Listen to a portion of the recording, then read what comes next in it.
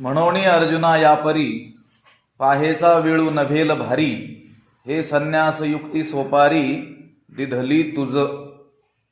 ज्ञानेश्वरीच्या 9व्या अध्यायाचं चिंतन आपण करत आहोत आणि या 9व्या अध्यायातील 28व्या क्रमांकाचा जो श्लोक आहे, शुभाशुभ फलैरेवम मोक्षसे कर्मबंधनैहि संन्यास योग युक्तात्मा विमुक्तो मामुपैष्यसी, या श्लोकाचं ज्ञानवरायांनी केलेलं जे भाष्य आहे त्याचा विचार आपण करत आहोत. या शेवटच्या 2 ओव्या आपल्या चिंतनाच्या राहिलेल्या आहेत, त्यातील एका ओवीचं काहीसं चिंतन आपण केलेलं होतं.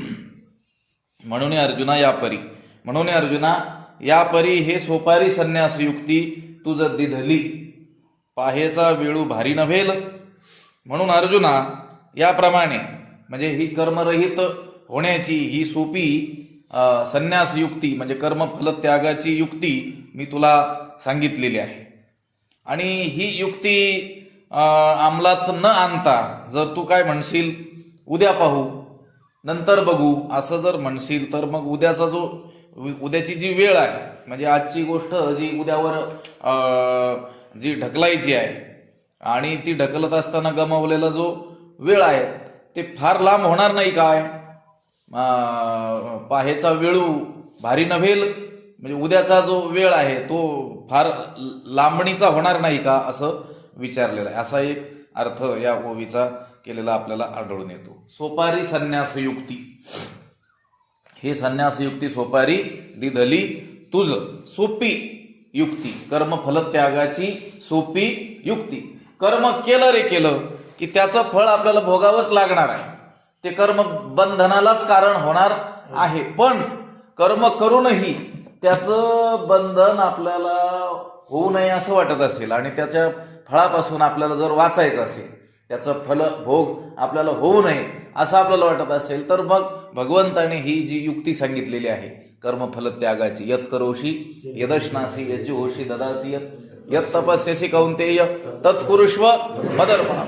आणि असं केलं रे केलं की मग पुढचा श्लोक सांगितलेला आहे, शुभाशुभ फलैरेवम मोक्षसे कर्मबंधनैहि. एवं या प्रकारे जर तू मला अर्पण या भावनेनं जर कर्म करशील तर मग शुभाशुभ फलैहि कर्मबंधनैहि मोक्षसे, या बऱ्या वाईट फळ देणाऱ्या कर्माच्या बंधनापासून तू काय होशील? मुक्त होशील. ही जी संन्यास युक्ती कर्मफल त्यागाची जी युक्ती आहे ही सोपी युक्ती भगवंत म्हणतात मी तुला काय केलेली आहे? दिधली तुझ, तुला दिलेली आहे. आता ज्ञान मार्ग आणि योग मार्ग जो आहे त्यापेक्षा निष्काम कर्मयोग हा मार्ग काय आहे? सोपा आहे. आणि म्हणूनच तो मार्ग भगवंत या ठिकाणी अर्जुनाला सांगत आहे. आता ज्ञान मार्गाचं काठिण्यही आपल्याला ठाऊक आहे आणि योग मार्गा तर योगाची वाटा जे निघाली गा सोबटा त्या दुःखाचाची वाटा भागा आला हेही आपल्याला ठाऊक आहे. मग योग मार्ग आणि ज्ञान मार्ग याच्या अपेक्षेनं याच्या तुलनेमध्ये निष्काम कर्मयोग म्हणजे कर्म करायचं पण निष्काम भावनेनं आणि ते कर्म काय करायचं? भगवंताला अर्पण करायचं. हा जो मार्ग आहे हा काय आहे? सोपा आहे. म्हणूनच भगवंत म्हणतात की ही संन्यास युक्ती सोपारी दिधली तुझ. ही सोपी कर्मफल त्यागाची जी युक्ती आहे ती काय केलेली आहे? मी तुला दिलेली आहे. आपण आता 12व्या अध्यायाचं पुढं चिंतन करणारच आहोत. त्यामध्ये देखील काहीसा विषय असा आलेला आपल्याला आढळून येईल. आणि जे जे कर्म निपजे ते थोडे बहु न म्हणिजे निवांतची अर्पिजे माझ्या ठाई. माझ्या ठिकाणी ते कर्म काय करायचे? निवांत म्हणजे अर्पून टाकायचे. ते जे कर्म निपजलंय ते थोडे बहु असं काही म्हणायचं नाही. हे थोडं आहे की जास्त आहे असं न म्हणतात जे काय कर्म केलं ते भगवंत म्हणतात माझ्या ठिकाणी तू काय करायचं? अर्पण करायचं. ऐसिया मद भावना तनुत्यागी अर्जुना तू सायुज्य सदना माझी ऐसी. आणि असं जर तू करशील तर हे अर्जुना तनुत्यागी देहत्याग केल्यानंतर तू माझी या सायुज्य सदना येशी, या माझ्या मोक्षरूप जी अवस्था आहे तिला काय होशील? तू प्राप्त होऊन जाशील. कशाने? केवळ कर्मफल त्यागाने, हे कर्म भगवंताला अर्पण केल्याने. म्हणून भगवंत म्हणतात की आणि ते काही कठीणही नाही आहे. जसं ज्ञान मार्गामध्ये करिता जाती भोगसे बुद्ध्यादिकांचे श्रवण मनन ध्यासन इत्यादी करत असताना बुद्धीला भोगसे पडण्याची वेळ येते. एवढा तो मार्ग काय आहे? कठीण आहे असं सांगण्यात आलेलं आहे. आणि योग मार्ग तर सामान्य माणसाच्या कडून आचरला जाणं जवळजवळ अशक्यप्रायच आहे. म्हणून राहिलेला जो निष्काम कर्मयोग हा मार्ग आहे, तो कर्मयोग, त्याची जी युक्ती आहे ती भगवंत म्हणतात मी तुला काय केलेली आहे, सांगितलेली आहे. म्हणून तू ही कर्मफल त्यागाची जी युक्ती आहे तिचा काय करावा, अवलंब करावा. आणि असं न करता जर आता हे नंतर करू असं म्हणत असशील तर मग पाहायचा वेळ भारी नवेल. उद्याचा जो वेळ आहे तो कष्टकारक होणार नाही का, फार लांबणार नाही का ही गोष्ट कारण फार होणार नाही का. जसं शेतकरी असतो आणि त्या जमिनीमध्ये त्याने मशागत केली, योग्य वेळी पर्जन्यवृष्टी झाली आणि त्याच्या जमिनीमध्ये आता जर बापसा तयार झालेला असेल तर तो काय करतो, त्यामध्ये बी पेरण्याचं काय करत असतो, घाई करत असतो, त्वरा करत असतो. तो काही लांबणीवर टाकत नाही. उलट मढे झाकोनिया करीती पेरणी, कुणबियाची वाणी लवला हो. ही कुणबी लोक, शेतकरी लोक, घरातील कोणी वृद्ध व्यक्ती त्या काळात मरण पावला तर त्याचा बोभाटा न करता त्याला झाकून ठेवून काय करत असतात, शेतीमध्ये बीज पेरण्याचं काम करत असतात. ते काही लांबणीवर टाकत नाहीत. अगदी त्याप्रमाणेच काय करावी, त्वरा करावी तातडी परमार्थ मार्गामध्ये काय करावी सांगितलेले आहे, तातडी करावी. त्या मार्गामध्ये चालण्याची तातडी करावी. फळाच्या बाबतीमध्ये मात्र तातडी करू नये. तुका म्हणे येथे नाही चालत तातडी, प्राप्तकाळ घडी आल्याविण. कशाविषयी, फळाविषयी. परंतु साधन करण्याविषयी मात्र काय करायची सांगितलेले आहे, करावी तातडी परमार्थी. संत समागमी धरोणी आवडी, करावी तातडी परमार्थ मार्गामध्ये काय करावी, तातडी करावी. आजचं उद्यावर काय करू नये, ढकलू नये. काल मी सांगितलं होतं की दीर्घसूत्री विनश्यती, नंतर करू, नंतर बघू, निवांत झाल्यानंतर मग साधन करू, असं जो म्हणेल त्याचा काय होऊन जातो, विनाश होऊन जातो असं सांगितलेलं. श्वकार्यम अद्य कुर्वीत पूर्वाह्ने चापराह्निकम नही प्रतीक्षते मृत्यू कृतमस्य नवा कृत. शास्त्रकारांनी सांगितलेलं आहे की श्वकार्यम अद्य कुर्वीत, उद्या जे करायचंय ना ते काय करा, आजच केलं पाहिजे. आणि जे दुपारनंतर करायचंय ते कधी करा, आत्ताच करा. कारण नही प्रतीक्षते मृत्यू नही प्रतीक्षते.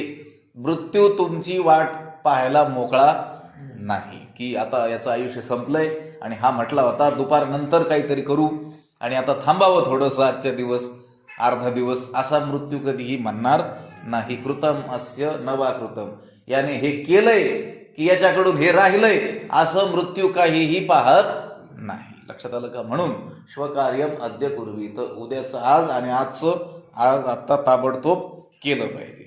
तसं न करता जर आपण ते लांबणीवर टाकून जाऊ तर काय होईल, पाहायचा वेळ भारी नव्हेल. उद्याचा काळ हा फार लांब होणार नाही का, लांबणीवर ते पडणार नाही का, असं ज्ञानोबारायांनी काय केलं आहे, विचारलेलं आहे. पुढं याच्यात ह्या अध्यायामध्ये विचार येईल. तरी झडझडोनी वहिला निघ ये भक्तीची ये वाटे जे पावसी अव्यंग निज धाम माझे. झडझडोनी वहिला निघ का असं म्हटले, हळूहळू संसारातून काय कर, हळूहळू निवृत्त हो. लक्षात आलं का. हे असं म्हणणं म्हणजे हे अविवेकी माणसाचं बोलणं आहे, अविचारी माणसाचं हे बोलणं आहे. कधी तुकोबरायांचा एक असा अभंग आहे, मला तर पाहता स्फुरत नाही, त्याच्यामध्ये त्यांनी असं सांगितलेलं आहे की काही लोक म्हणतात की आता या संसारातून थोडंसं निवृत्त झालं की मग भजन करू, मग नंतर काय करू, आपण साधन करू थोडंसं आता. आणि लोकांनाही आपण विचारलं किंवा सांगितलं, काही आमंत्रित केलं चांगल्या कामासाठी, तर ते काय म्हणत असतात, नाही आता काय आमच्याकडे वेळ नाही, थोडंसं हे एवढ्या मुलाचं कार्य संपन्न झालं, यातून निवृत्त झालो की मग आम्ही हेच करणार. पण काळ तुमची वाट पाहायला मोकळा नाही.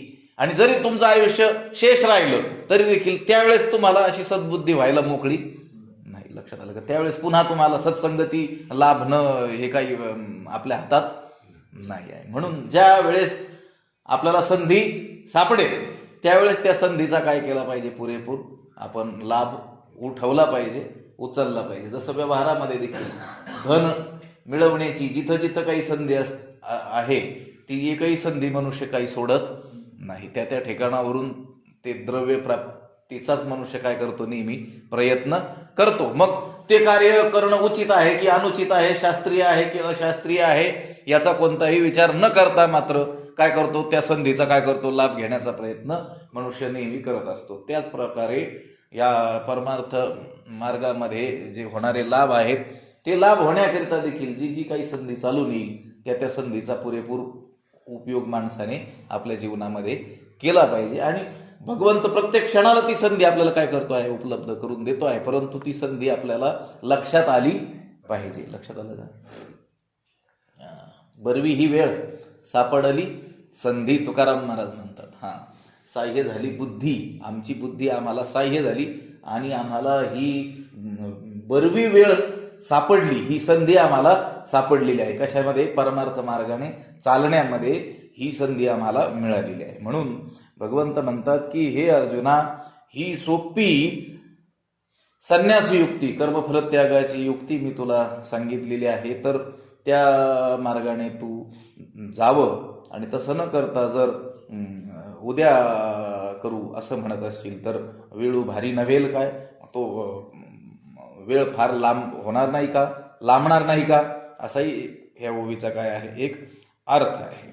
येथे आळसुजेने केला तो सर्वस्वे नागवला असं सांगितलेलं आहे. या लोकांमध्ये परमार्थ करण्याविषयी ज्याने ज्याने आळस केला तो पूर्णपणे नागावला गेला, सर्वस्वे नागावला. थोडा बहुत नागावला नाही, पूर्ण 100% नागावला गेलेला आहे. लक्षात आलं का? म्हणून या मार्गामध्ये आळस करणं उपयोगाचं नाही. काल आपण ओवी एक सांगितली होती कालच्या पाठामध्ये, मनशुद्धीच्या मार्गी जे विजयी व्हावे वेगी तर कर्म सबळा लागी आळसू न कीजे. मनशुद्धी जर व्हावी असं आपल्याला वाटत असेल, मनशुद्धीच्या या मार्गामध्ये आपण विजयी व्हावं असं वाटत असेल, तर जे मनशुद्धी करून देणारं जे बलवान असं जे कर्म आहे ते कर्म करण्यामध्ये आळस करू नये. लक्षात आलं का? तिथं जर आळस केला तर मग मनशुद्धीसाठी, चित्तशुद्धीसाठी दुसरा मार्गच आपल्याकडं नाही आहे. हे जसं त्या ठिकाणी त्या कर्ममार्गाचं आचरण करणाऱ्या साधकाला सांगण्यात आलं, तसंच या ठिकाणी देखील ही संन्यास युक्ती सोपारी दिली तुझं, ही कर्मफलत्यागाची सोपी अशी युक्ती हे अर्जुना मी तुला दिलेली आहे, तिचा अवलंब तू करावा आणि आजचं उद्यावर काय करू नये, ढकलू नये. या देहाची या बांधवडी न पडीजे, सुखदुःखाची या सागरी न बुडीजे, सुखे सुखरूपा घडीजे माझी याची अंगा. या देहाची या बांधवडी न पडीजे, या देहाच्या बंधनात पडावे लागत नाही. कधी? ही जी सोपारी संन्यास युक्ती, सोपी अशी कर्म फलत्यागाची युक्ती हे अर्जुना मी तुला दिलेली आहे असं भगवंत जे सांगतात.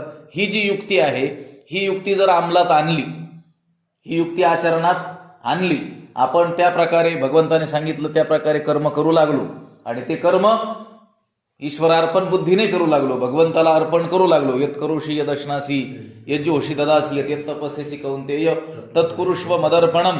या श्लोकामध्ये सांगितलेल्या पद्धतीनं आपण केलेली कर्म भगवंताला जर अर्पण करू लागलो तर मग या देहाच्या बंधनात पडावे लागत नाही. लक्षात आलं का? हा देहच आपल्याला ज्या कारणाने प्राप्त होतो कर्मशेष राहिल्यामुळे. आगा कर्मे जे उरावे ते ती सुखदुःखी फळावे आणि तया ते भोगावया यावे देहा एका. त्या उरलेल्या कर्माचं जे फळ आहे त्या फळाचा भोग घेण्याकरिता कोणत्या तरी देहाला आपल्याला यावं लागतं. परंतु जर ही सोपी संन्यास युक्ती जी भगवंत म्हणतोय मी तुला दिलेली आहे तिचा जर अवलंब करशील तर या देहाच्या बांधोडी न पडीजे, या देहाच्या बंदिवासामध्ये, या देहाच्या बंधनामध्ये अडकावं लागत नाही, पडावं लागत नाही. पुन्हा सुखदुःखाच्या सागरी न बुडीजे, सुखदुःखाच्या समुद्रामध्ये बुडावं लागत नाही. आणि मग होतं काय? सुखरूपा माझी याची अंगा सुखे घडीजे. आणि आनंदरूप असा जो मी आहे, माझं जे स्वरूप आहे त्या स्वरूपाशी तुझं काय होईल, अनायासे काय होईल, ऐक्य होईल. सुखे घडीजे, सहजच तुझं माझ्या स्वरूपाशी काय होऊन जाईल, एकरूपता होऊन जाईल. कधी? जर ही सोपी संन्यास युक्ती अंमलात आणली तर कर्म करून भगवंताला ते कर्मफल अर्पण केलं तर, ते कर्मच ईश्वर बुद्धीनं केलं तर काय होईल? या देहाच्या बांधोडी न पडीजे, या देहाच्या बंधनात, या देहाच्या बंदिवासात पडावं लागणार नाही. ह्या कर्मफलाचा जो त्याग आहे आणि ही त्याग रूपी युक्ती ही जर अंमलात आणली तर मरणोत्तर पुन्हा शरीराची प्राप्ती होणार नाही. आणि शरीरच प्राप्त झालेलं नसल्यामुळे, शरीराचाच अभाव असल्यामुळे जे वैषयिक जे सुखदुःख आहे त्या वैषयिक सुखदुःखांचे धक्के खाण्याचा प्रसंग देखील येणार नाही. लक्षात आलं का?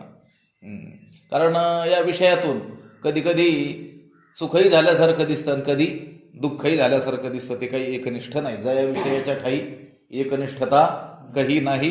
ते दुःख आणि काही सुखही सुखही दिसतंय, आभासात्मक का होईना पण काय दिसतंय आपल्याला त्या विषयाच्या ठिकाणी सुख दिसतंय. आणि दुःख तर आहेच, दुःख ते प्राप्त करूनच देणार आहे. म्हणून ह्या सुखदुःखाचा भोग घेण्याचा प्रसंग आपल्याला येणार नाही. कारण देहाच्या बांधोडीनं पडीजे, या देहाच्या बंधनातच जर अडकणार नाही तर देह प्राप्त झाल्यानंतर विषयापासून होणारे जे सुख दुःख ते होण्याचा काही प्रसंगच येणार नाही.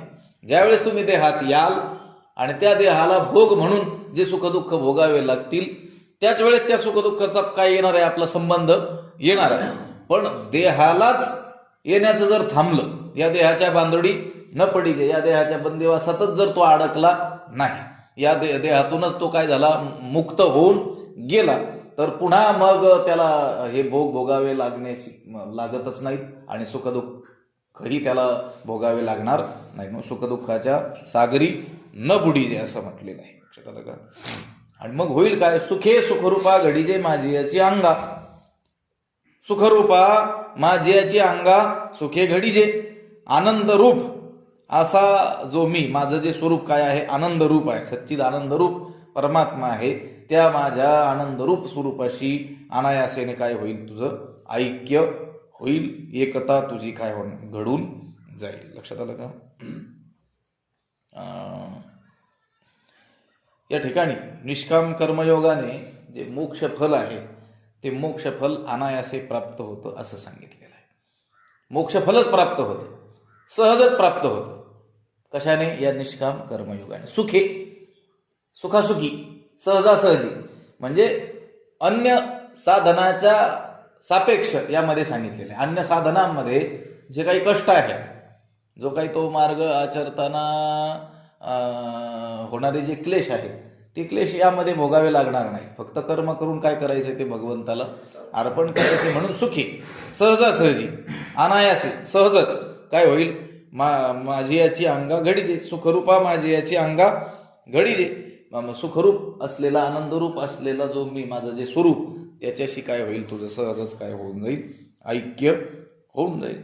आपण कर्मेंद्रिय सुखे करीती कर्मे अशेखे, जी एका वर्णविशेखे भागा आली, विधिते पाळीत निषेधाते गाळीत, मज देऊनी जाळीत कर्मफळे. काल देखील या ओव्यांचा उच्चार आपण केला होता की सहजच सुखासुखी कर्मेंद्रिये अशेखे कर्मे करीती.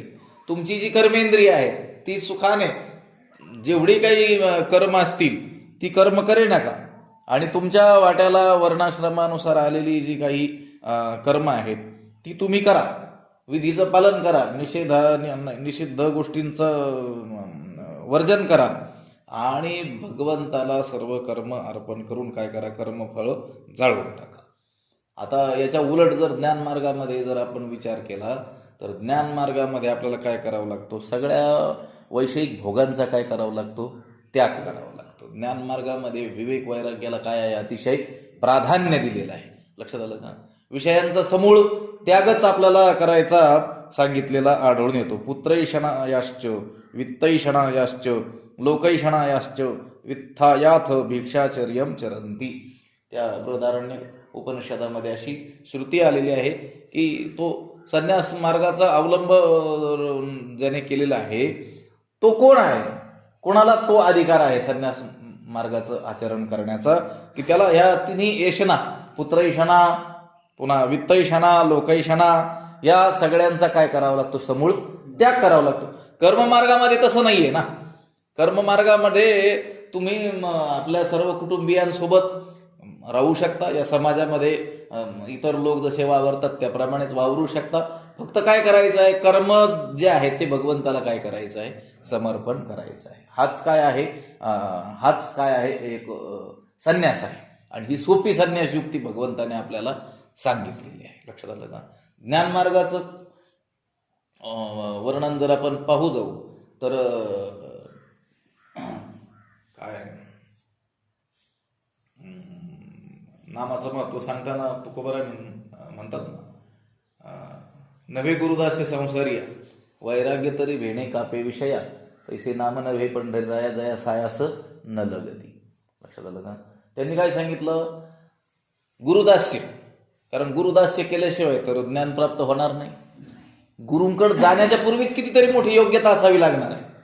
आणि ती योग्यता असल्यानंतर गुरूंजवळ आपल्याला प्रवेश प्राप्त होणार आहे, प्रवेश मिळणार आहे. आणि तो केवळ प्रवेश मिळाला आणि गुरूंजवळ केवळ राहिला तेवढ्यानेच त्याचा उद्धार होणार नाही आहे. लक्षात आलं का? तिथं काय तद्विधी प्रणिपाते न परी प्रश्न न सेवया उपदेक्षन्ति ते ज्ञानम ज्ञानच तत्वदर्शिना. तिथं सेवा करावी लागेल. तनुमनु जीवे चरणासी लागावे, अगरवता करावे, दास्य सकळ सकळ दास्य, संपूर्ण दास्यता त्यांची आपल्याला करावी लागणार आहे. कोणाला? जो अगोदरच विवेक वैराग्याने संपन्न आहे त्याला.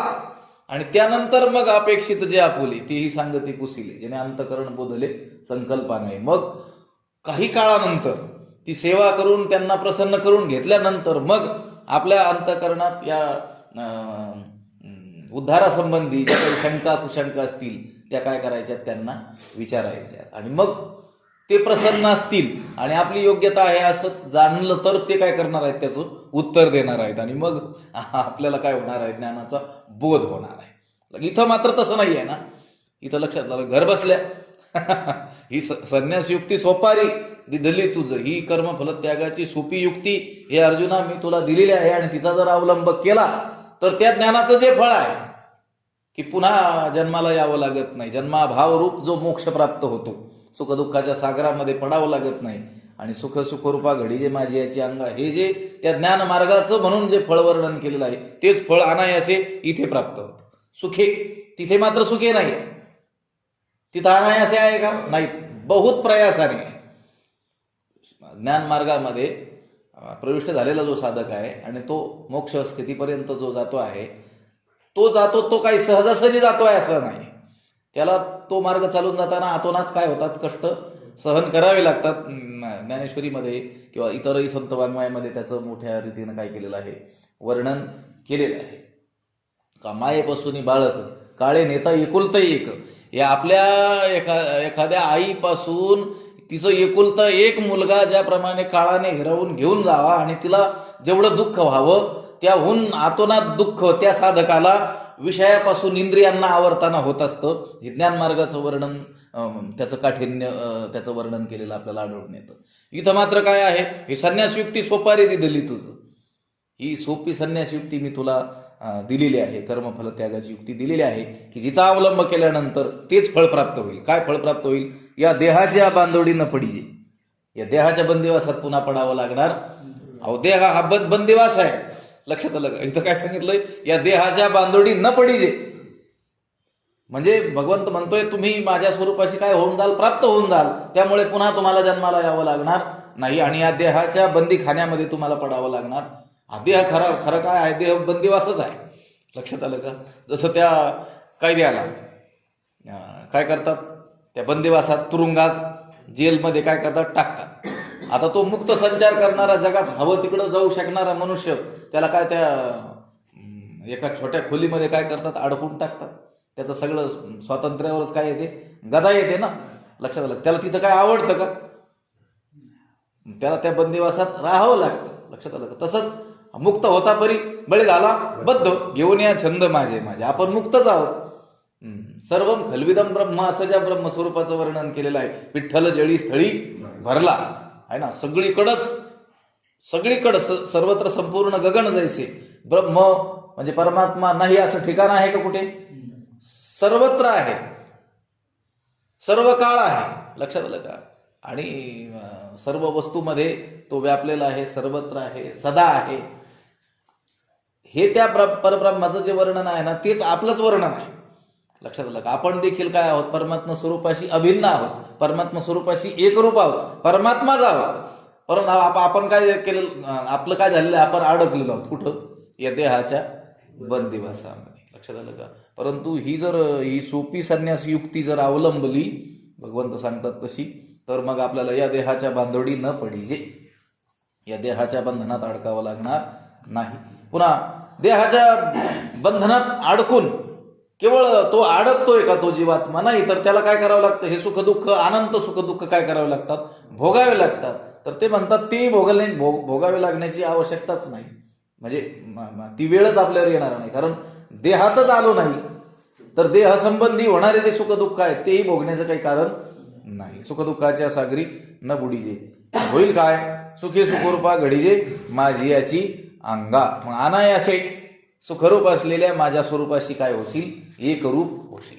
अनायासे, सहजासहजी, कमी कष्टामध्ये. लक्षात आलं का? आणि आजकाल तर आपण जगामध्ये पाहतो की कमी कष्टात काय जास्त फळ आपल्याला प्राप्त होईल याकडे लोकांचा कल असलेला आपल्याला अधिक आढळून येतो. लक्षात आलं का? कष्ट कमी करावे लागतील आणि फळ मात्र अधिक मिळेल. लक्षात आलं? हे नोकरी शोधणारे लोक सुद्धा कशी नोकरी शोधतात की जिथे काही काम करावं लागणार नाही आणि पगार मात्र काय असेल? भरपूर असेल. मग तीच सोपी संन्यास युक्ती भगवंताने आपल्या हातात दिलेली आहे. लक्षात आलं का? तिचा अवलंब करतानाही फार कष्ट नाही आणि फळ मोठं आपल्याला मिळणार. या देहाच्या बांधोडी न पडीजे, सुखदुःखाच्या सागरी न बुडीजे आणि सुखे सुखरूपा घडीजे माझी याची अंगा. आता पुढचा श्लोक बघूया. समोहम सर्वभूतेषु न मे द्वेषोऽस्ति न प्रियः ये भजन्ति तु मां भक्त्या मयि ते तेषु चाप्यहम्. याचा अन्वय असा होईल, अहम सर्वभूतेषु समः मे द्वेषः न अस्ति प्रियः न ये तु मां भक्त्या भजन्ति ते मयि अहंच अपि तेषु. त्याचा अर्थ असा होईल की अहम सर्वभूतेषु समः, मी सर्व भूतांशी काय आहे? सारखा आहे. सर्व भूतमात्रांशी कसा आहे? सारखा आहे. सर्व भूतमात्रांमध्ये कसा आहे? मी सारखा आहे, सम आहे. अहम सर्वभूतेषु समः, मी सर्व भूतांशी सारखा आहे, सर्व भूतांमध्ये मी समान आहे. बर. मे द्वेषः न अस्ति, म्हणजे मला कोणी द्वेषाला विषयी नाही, म्हणजे माझा कोणी नावडता नाही, हा मला आवडत नाही असं नाही. लक्षात आलं का? किंवा मी कोणाचा द्वेष करतोय असं नाही. आणि प्रिय न, अथवा मला कोणी प्रियही नाही. लक्षात आलं का? कोणी अत्यंत आवडता आहे असंही नाही, नावडता आहे असंही नाही, आणि आवडता आहे असंही नाही. सर्व भूतामात्रांमध्ये मी कसा आहे? समान आहे. पुन्हा ये तू माम भक्त्या भजंती, तू म्हणजे परंतु, जे माझे प्रेमपूर्वक काय करतात? भजन करतात. भक्त्या भजंती, अत्यंत भक्तीने प्रेमाने मला काय करतात? जे भजतात. तेषु अहम, म्हणजे नाही, ते मयी अहंच अपि तेषु, म्हणजे ते मयी, ते जे आहेत ते कोण? जे भक्तीनं माझं भजन करतात ते. मयी म्हणजे माझ्या ठिकाणी काय करतात? ते वर्तन करतात. आणि अहंच अपि तेषु, मी देखील त्यांच्या ठिकाणी काय करतो? वर्तन करतो, मी त्यांच्यात राहतो. भगवंत काय म्हणतात? मी सर्व भूतमात्रांमध्ये समान आहे. मी कोणाचा द्वेष करतोय असंही नाही, आणि कोणी मला प्रिय आहे असंही नाही. सगळ्यांमध्येच मी काय आहे? समान रूपाने वास्तव्य करतोय. ही गोष्ट जरी खरी असली तरी देखील जे माझं प्रेमपूर्वक काय करतात? भजन करतात, ते माझ्या ठिकाणी राहतात आणि मी त्यांच्या ठिकाणी राहतो. लक्षात आलं का? गोष्ट कशी आहे? ही आपल्याकडून आहे, परमात्म्याकडून नाही आहे. परमात्मा तर सर्वांच्या ठिकाणी काय आहे? समान आहे. त्याला कोणी आवडता आहे असंही नाही आणि कोणी नावडता आहे असंही नाही. परंतु प्रेमपूर्वक जे त्या देवाची काय करतात? भक्ती करतात, भगवंत म्हणतात, ते माझ्या ठिकाणी राहतात आणि मी त्यांच्या ठिकाणी राहतो. अहो, जे भजन करत नाहीत ते देखील कोणाच्या ठिकाणी राहतात? भगवंताच्या ठिकाणी राहतात. आणि त्यांच्या ठिकाणी देखील कोण राहतो? भगवंतच राहतो. परंतु त्या व्यक्तीला तसा अनुभव नाही ना. लक्षात आलं का? जे भगवंताची भक्तीच करत नाहीत त्यांना अनुभव आहे का भगवंत माझ्या ठिकाणी आहे म्हणून, किंवा आपण भगवंताच्या स्वरूपामध्ये वावरतो आहोत, असा अनुभव आहे का? नाही आहे. पण जे भक्त, जे साधक प्रेमपूर्वक त्या देवाची काय करतात? भक्ती करतात, त्यांना मात्र काय आहे? तसा अनुभव आहे की भगवंत आपल्यामध्ये आहे, आपण काय आहोत? भगवंतामध्ये आहोत. जे भक्त परमात्म्याशी अनन्य असतात, परमात्म्याशी काय असतात? अनन्य रीतीनं त्याचं काय करतात? भजन करतात. त्यांच्यावर काय करतो परमात्मा? अनुग्रह करतो आणि इतरांवर करत नाही. म्हणून परमात्म्याच्या ठिकाणी आपपर भाव आहे अशी शंका कदाचित कुणाला येईल. काय शंका येईल? की बाबा जे अनन्य रीतीनं भगवंताचं काय करतात? भजन करतात, त्यांच्यावर देव काय करतो? अनुग्रह करतो. आणि जे भजन करत नाहीत, जे इतर लोक आहेत, त्यांच्यावर तो अनुग्रह करतच नाही. म्हणून परमात्म्याच्या ठिकाणी कोणता भाव आहे? आपपर. हे आपले आणि ते परके. अशी काय होईल? आपल्याला कदाचित शंका येईल. आणि तिचं निरसन करण्याच्या दृष्टीनं भगवंताने या श्लोकामध्ये असं सांगितलं की नाही, मी सर्व भूता मात्रांमध्ये काय आहे? सारखा आहे. मला कोणी द्वेषही नाही आणि कोणी प्रियही नाही. परमात्मा कसा आहे? त्या सूर्यासारखा आहे, सर्वांशी सम आहे. परंतु परमात्मा जरी सूर्यासारखा असला तरी देखील त्या सूर्याचं स्पष्ट असं प्रतिबिंब आपल्याला आरशामध्ये दिसून येतं. कशामध्ये?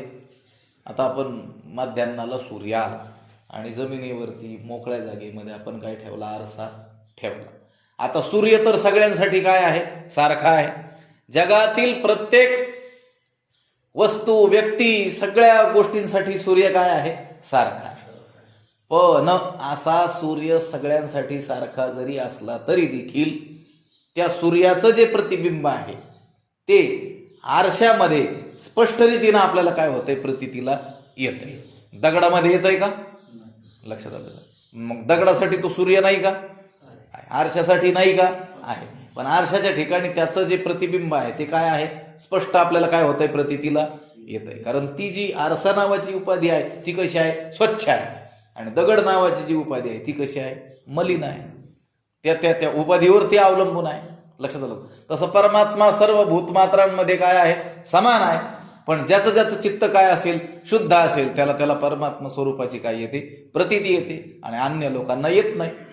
म्हणून परमात्म्याकडे ते जात नाही. तो म्हणतोय मला कोणी प्रियही नाही, मी कोणाचा द्वेषही करत नाही, मी सर्वांच्या ठिकाणी काय आहे? सारखा आहे. जसा सूर्य सर्वांच्या ठिकाणी सगळ्यांसाठीच काय आहे? सारखा असला तरी देखील त्याचं जे प्रतिबिंब आहे ते स्वच्छ रीतीनं प्रतीतीला कुठं येतं? आपल्याला आरशाच्या ठिकाणी येतो. आणि दगडाच्या ठिकाणी, खापराच्या ठिकाणी येतं का? येत नाही. लक्षात आलं का? म्हणून त्या सूर्याची त्या आरशावर प्रीती आहे आणि खापरावर त्याची अप्रीती आहे किंवा द्वेष तो करतोय, असं आहे का? तसं नाही. त्याचप्रमाणे ह्या भक्तीच्या योगाने, कोणत्या भक्तीच्या योगाने? आता विषय जो चाललेला आहे वर्णाश्रम धर्म विहित जे कर्म आहे ते कर्म समर्पण जे करायचं आहे भगवंताला, त्या कर्मफलाचा त्या भगवंताला काय करायचं? त्याग करायचा. किंवा कर्मच त्या भगवंताला काय करायचंय? अर्पण करायचंय. हीच काय आहे? भक्ती आहे. आणि या भक्तीच्या योगाने ज्याचं अंतकरण काय झालेलं आहे? शुद्ध झालेलं आहे. त्या अंतकरणामध्ये परमात्म्याची अभिव्यक्ती काय होते? म्हणजे स्पष्ट रीतीने काय होते? अभिव्यक्ती होते. परमात्मा त्या शुद्ध अंतकरणाच्या ठिकाणी स्पष्ट रीतीने काय होतो? अभिव्यक्त होतो. आणि अशुद्ध अंतकरणामध्ये ती अभिव्यक्ती होत नाही. म्हणून शुद्ध अंतकरण असलेल्या पुरुषावर परमात्मा प्रेम करतो आणि अशुद्ध अंतकरण ज्यांचं आहे त्यांचा द्वेष करतो, असं म्हणता येईल का आपल्याला? नाही. परमात्मा कोणाचा द्वेषही करत नाही, कोणावर प्रेमही करत नाही. तुमच्या अंतकरणामध्ये परमात्म्याची अभिव्यक्ती व्हावी किंवा तुम्हाला प्रतीती यावी असं वाटत असेल तर काय करायचं? थोडे आहे चित्त साह्य झाली. चित्त साह्य झालं म्हणजे शुद्ध झालं, स्थिर झालं की परमात्मा प्राप्ती फार दूर नाही आहे. आपल्याला काय करावं लागणार आहे? आपलं चित्त फक्त काय करायचं आहे? शुद्ध. तुका म्हणे चित्त करारे निर्मळ येऊनी गोपाळ. तो येऊन राहायला तयारच आहे. फक्त तुम्ही तुमचं चित्त काय करायचं आहे? शुद्ध करायचं आहे. कशाच्या द्वारे? हे वर्णाश्रम विहित जे आपल्या वाट्याला आलेलं जे कर्म आहे ते भगवंताला समर्पण करणं हीच काय आहे? भक्ती आहे. आणि या भक्तीच्या योगी काय करायचं आहे? चित्त शुद्ध करायचं आहे. आता दुसरं उदाहरण दिलंय की शीत निवारण म्हणजे थंडीपासून आपला बचाव जर करायचा असेल तर अग्नी ह्या थंडीपासून तुमचा बचाव करण्याला समर्थ आहे की नाही? आहे. पण तिच्या जवळ जर गेलं तरच ती काय करेल? आपला थंडीपासून बचाव करेल. अग्नीमध्ये ते सामर्थ्य आहेच आहे. पण आपलं शीत निवारण व्हावं, थंडीपासून आपलं रक्षण व्हावं असं वाटत असेल तर आपल्याला काय करावं लागेल? अग्नीजवळ जावं लागेल. त्याचप्रमाणे जे शुद्ध अंतकरणाची जी लोक आहेत ती परमात्म्याच्या काय होतात? समीप जातात, जवळ जातात, अनन्य होतात आणि ते परमात्म्याशी काय होऊन जातात? एकरूप होऊन जातात. आणि जे परमात्म्याच्या जवळ जाण्याचा प्रयत्न करत नाहीत, चित्तशुद्धीसाठी जे उपाय म्हणून भगवंताने सांगितलेले आहेत त्याचा अवलंब करत नाहीत, ते पुन्हा पुन्हा काय होतात? जन्म मरणाच्या फेऱ्यामध्ये सापडतात. म्हणून मग परमात्मा त्यांचा द्वेष करतोय असंही काही नाही आहे. लक्षात आलं का? हे सगळं कशाने आहे? आपल्या हातानेच आहे. लक्षात आलं का? परमात्मा स्वरूपाशी अभिन्न होऊन जाणं किंवा पुन्हा पुन्हा या जन्म मरणाच्या फेऱ्यामध्ये गटांगळ्या खात राहणं हे कोणाच्या हातात आहे? आपल्याच हातात आहे. लक्षात आलं का? परमात्म्याकडे त्याचा दोष जात नाही. आपपर भाव त्यांच्या ठिकाणी नाही आहे. जसं संतांच्या ठिकाणी नाही आपपर भाव नाही आहे. आपले पारिखे नाही तेथे हा आपला हा दुसरा असा काही भाव त्यांच्या ठिकाणी नाही आहे. जो त्यांच्या जवळ जातो त्यांच्या कृपेचा लाभ त्याला होतो. जो जात नाही तो त्यापासून काय राहतो? वंचित राहतो. याचाच अर्थ असा थोडा होतो की हे संत काय करतात? आपला परका हा भेद करतात. ते करतच नाही. त्यांच्यासाठी तर काय आहे? नरनारी बाळे अवघा नारायण, हे सगळे नारायण स्वरूपच ते पाहत असतात. परंतु तो जो आहे त्यांच्याकडे जाणारा त्याच्यावरती ते अवलंबून आहे. लक्षात आलं का? त्यांची कृपा आपल्यावर व्हावी का न व्हावी, घरात सोडलं नाही, गेलाच नाही तर कृपा होण्याचं काही कारणच येणार नाही. आणि त्यांच्याकडे गेला, त्यांची सेवा केली, त्यांच्या सत्संगामध्ये राहिला, त्यांच्या सद्वाक्यांचं श्रवण केलं तर काय होणार? त्यांची कृपा आपसुकच आपल्यावरती होणार. त्याचप्रमाणे परमात्मा देखील सर्व भूतमात्रांच्या ठिकाणी समान आहे. भगवंत म्हणतो मी सर्व भूतामध्ये समान आहे. मला मी कोणाचा द्वेष करतोय असंही नाही आणि कोणी मला प्रिय आहे असंही नाही. पण जे माझे प्रेमपूर्वक काय करतात? भजन करतात ते माझ्या ठिकाणी आणि मी देखील त्यांच्या ठिकाणी आहे म्हणजे त्यांच्या दृष्टीने, कोणाच्या? भक्तांच्या दृष्टीने. त्यांना तसा काय येतो? अनुभव येतो. तशी त्यांना काय येते? प्रतीती येते. तसा तर परमात्मा सर्व भूतामध्ये जर समानच आहे तर जे भजत नाहीत त्यांच्या ठिकाणी परमात्माच आहे. पण आपल्या ठिकाणी परमात्मा स्वरूप, आपण परमात्मा स्वरूप आहोत अशी जाणीव त्यांना होऊच शकत नाही. लक्षात आलं का? आणि ज्यांचं अंतकरण जसं जसं काय होईल शुद्ध होत जाईल तसं तसं ते परमात्मा स्वरूपाशी त्यांची काय होईल? ओळख होईल आणि काय होतील? ते एकरूप होऊन जाते. म्हणून परमात्मा हा भक्तांवर काय करतो? अनुग्रह करतो आणि इतरांचा द्वेष करतो असं काही म्हणता येत नाही. तो मी पुससी कैसा तरी जो सर्व भूती सदा सरिसा जेथ आप परू ऐसा भागू नाही. तो मी पुससी कैसा, तो मी कैसा पुससी, तो परमात्मा म्हणजे मी कसा आहे असं म्हणून जर पुससी म्हणजे विचारशील. अर्जुनाला भगवंत म्हणतात की माझं जे वास्तव स्वरूप आहे परमात्मा कसा आहे असं म्हणून जर तू विचारशील तर तरी जो सर्व भूती सदा सरिसा, तर तो म्हणजे परमात्मा म्हणजे मी सर्व प्राण्यांमध्ये नेहमी कसा आहे? सारखा व्यापून आहे. लक्षात आलं का? सर्व प्राण्यांमध्ये म्हणजे सर्व भूती म्हणजे सर्व भूतमात्रांमध्ये सदा म्हणजे नेहमी आणि सरिसा म्हणजे सारखा, कोणामध्ये कमी कोणामध्ये अधिक असं नाही. सर्व भूतमात्रांमध्ये पुन्हा कधी आहे आणि कधी नाही असं नाही, नेहमी सदा आणि सरिसा म्हणजे सारखा. सर्व भूती सदा सरिसा. लक्षात आलं का? सर्व प्राण्यांमध्ये नेहमी म्हणजे सतत आणि सारखा व्यापून आहे. जेथ आपपरू ऐसा भागू नाही, जेथे म्हणजे ज्या परमात्मा स्वरूपाच्या ठिकाणी आपला आणि परका असा भेदभाव नाही. लक्षात आलं का? जो सर्वभूती सदा सरीसा सारखा व्यापून आहे, सर्व भूत मात्रांमध्ये आहे, सतत आहे आणि सारखा आहे, सरीसा. ब्रह्म म्हणजे परमात्मा, हे सद्रूपाने, चिद्रूपाने म्हणजे स्फुरण रूपाने आणि आनंद रूपाने सर्वत्र स्थित आहे. त्यामुळे सर्व भूतांच्या ठिकाणी त्याचा अधिष्ठान काय आहे? सारखंच आहे. सर्व भूतमात्रांच्या ठिकाणी तो काय आहे? सारखा आहे. म्हणून ज्याप्रमाणे आकाश हे जे समत्वाने सर्व भूतामध्ये काय राहतं? व्यापून राहतं. आकाश सर्वत्र संपूर्ण गगन जैसे, त्याप्रमाणे परमात्मा हा सर्व भूतांच्या व सर्व उपाधीच्या ठिकाणी काय राहतो? सदा म्हणजे सर्वदा सतत समत्वाने राहतो. ब्रह्म सर्वगत सदा सम जेथ आन नाही किंवा आणू नाही विषम, तुकाराम महाराज म्हटले. ब्रह्म जे आहे ते कसं आहे? सर्वगत आहे म्हणजे सर्वांच्या ठिकाणी आहे. पुन्हा कसं आहे? सदा आहे म्हणजे सतत आहे. आणि सम हेच शब्द आहे. ब्रह्म सर्वगत सदा सम. इथं काय म्हटलेलं आहे? जो सर्वभूती सदा सरीसा.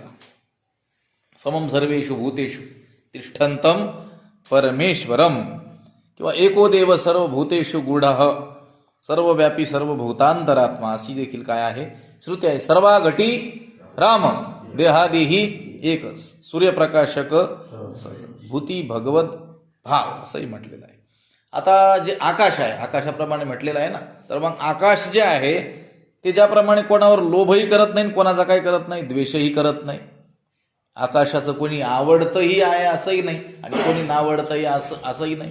सर्वच प्राणी कुठं राहतात? आकाशातच राहतात. लक्षात आलं का? त्या आकाशाला ज्याप्रमाणे कोणी आपलाही नाही आणि कोणी परकाही नाही, ते कोणाला लोभही करत नाही, कोणाचा द्वेषही करत नाही, त्याप्रमाणे परमात्मा हा सर्वांशी काय आहे? सम आहे. अहो, आपपर जो भाव आहे ना, हा आपला आणि हा परका, हा नेहमी परिच्छिन्न वस्तूच्या ठिकाणी संभवतो. ज्या वस्तूला काही काय आहेत? मर्यादा आहे, काही विशिष्ट परिमाण जिला आहे, मर्यादित जी वस्तू आहे त्या वस्तूच्या ठिकाणी आपला आणि परका हा भाव संभवतो. आता परमात्मा जर सर्वत्र आहे, सदा आहे आणि सारखा आहे, तर त्याला अपपर भाव असण्याचं काही कारणच नाही. जसं आकाश हे काय आहे? सर्वत्र संपूर्ण. गगन जैसे, हे गगन सर्वत्र आहे, संपूर्ण आहे, त्यामुळे त्याला आपला आणि परका हा भाव ज्याप्रमाणे नाही. परमात्मा हा निरपेक्षित काय आहे? व्यापक आहे आणि तो व्यापक असल्यामुळे त्याच्या ठिकाणी आपपर भाव असणं काय नाही? शक्य नाही. आता कधी कधी तुम्ही म्हणाल परमात्म्याच्या ठिकाणी तर विषमता आम्हाला दिसून येते. भक्ता राखे पाया दुर्जनाशी, आणि मग भक्तांना जवळ करतो आणि दुर्जनाचं काय करतो? वधच करतो. लक्ष घेऊन या चक्रगदा चक्रगदा घेऊनच काय करतोय? तो त्या दुष्टांचा संहार करतोय, सुष्टांचं पालन करतोय. परित्राणाय साधूनाम विनाशाय च साधूनाम परित्राणाय, साधू लोकांचं काय करतोय? रक्षण करतोय. आणि दुष्कृताम विनाशाय, दुष्कृती जी लोक आहेत त्यांचं काय करतो? विनाश. म्हणून त्याच्या ठिकाणी काय दिसते आम्हाला? विषमता दिसते. अहो, पण ती विषमता खरी नाही आहे. लक्षात आलं का? ती विषमता जी दिसून येते आहे ना, ती विषमता केवळ भासमात्र आहे, आपल्याला भासते आहे. परमात्म्याला कोणाच्या विषयी रागही नाही, कोणाच्या विषयी द्वेषही नाही. आपल्याला दिसून येतोय की भक्तांचा त्याने सांभाळ केलाय आणि दुर्जनाचा काय केलाय? संहार केलाय, नाश केलाय. पण तो काय आहे? आपला भास आहे. जसं काय आहे? आई आहे. आई ही खोडकर मुलावर काय करते? रागावते. प्रसंगी त्याला काय करते? उपाशी ठेवत असते. आणि जो सज्जन असलेला जो मुलगा आहे किंवा चांगला जो मुलगा आहे, तिच्या आज्ञेचं पालन करणारा, त्याच्यावर प्रेम करतानाही दिसते आणि त्याला खाऊ देतानाही दिसून येते. पण तिची कृपा असो किंवा तिचा क्षोभ असो, मग त्या व्रात ते खोडकर मुलावर जी रागावलेली आपल्याला दिसून येते आणि त्या दुसऱ्या मुलाला प्रेमाने जेव घालताना दिसून येते. अहो, ती जरी आपल्याला दिसून येत असलं तरी क्षोभ आणि कृपा मातेची समान. आईची क्षोभ, आईचा क्षोभ आणि आईची कृपा ही काय आहे? समानच आहे. तिचं प्रेमच आहे खरं. तर ते सांगतात ना महात्मे लोक की आईनं त्या मुलाला काही मिष्टान्न खाऊ घालण्यामध्ये जे प्रेम दिसून येतं त्याहून अधिक प्रेम त्याला चापट मारण्यामध्ये आहे. कारण तो काय अहितापासूनही काढिती, त्याला त्या अहितापासून वाचवायचंय. त्याचा जो विनाश होणार आहे ज्या गोष्टीनं, त्याच्यापासून त्याला बाजूला करण्याकरिता कधी कधी प्रसंगी आईला देखील काय करावं लागतं, त्या मुलाला मारावं लागतं. पण त्या मारण्यामध्ये देखील काय आहे, कृपा आहे ना. जसं शिक्षक लोक लहानपणी मुलांना पूर्वी मारायचे, आता तर त्या शिक्षकांवरच काय होईल, कारवाई होईल मारायला जर गेली तर. लक्षात आलं का? पण ज्यांनी ज्यांनी त्या शिक्षकांचा मार खाल्लेला आहे ते पूर्वी म्हणत होते ना, छडी वाजे झम झम विद्या ही गम गम. आणि ते बरोबर होतं काही अंशामध्ये. लक्षात आलं का? लालनात बहवो दोषाः ताडनात बहवो गुणाः. लालन म्हणजे अतिशय लाड करण्यामध्ये खूप मोठे दोष आहेत, आणि ताडन म्हणजे शिक्षा करण्यामध्ये खूप मोठे लाभ आहेत, असं शास्त्राने सांगितलं. लालयेत पंचवर्षांनी दशवर्षांनी ताडयेत. 5 वर्षाचा होईपर्यंत काय करावा, लाड करावा. आणि पुढची 10 वर्षे काय करावी, प्रसंग पडला चुकला तो तर त्याला काय करावी, शिक्षा करावी. प्राप्ती तू 16 वर्षे पुत्रमित्र वदाचरित. आणि 16वं वर्ष त्या मुलाला लागलं, आपल्या मुलाला, की त्याच्याशी मित्राप्रमाणे काय करावा, व्यवहार करावा. शास्त्राने सांगून ठेवलेलं आहे कुठपर्यंत लाड करायचा आहे, कुठपर्यंत शिक्षा करायची आहे. लक्षात आलं का? म्हणून शाळेत त्याचा जाण्याचा जो काळ आहे तो त्याच्या शिक्षेचा काळ आहे. लक्षात आलं का? शिक्षा म्हणजे चुकला तर त्याला काय करणं, ताडण करणं, त्याला शिक्षा देणं. पण ते ताडण करणं सुद्धा त्याच्यावर प्रेम करणंच आहे. कारण त्याचं पुढचं जे जीवन जे घडणार आहे त्याचा तो पाया आहे.